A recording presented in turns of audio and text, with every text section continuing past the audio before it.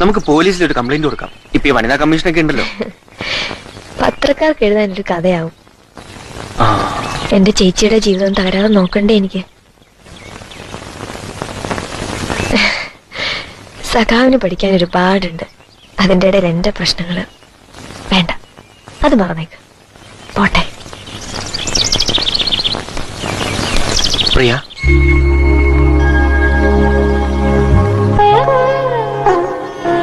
തന്നെ ഞാൻ രക്ഷിക്കട്ടെ? രക്ഷിക്കാനോ? എങ്ങനെ?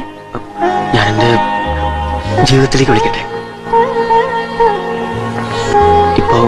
ഇപ്പൊ എന്നെ കൊണ്ടാവില്ല, പക്ഷെ ഒരു ജോലി കിട്ടി സ്വന്തം കാലിൽ നിൽക്കാൻ പറ്റിയ ഞാൻ വിളിച്ചാ വരുമോ?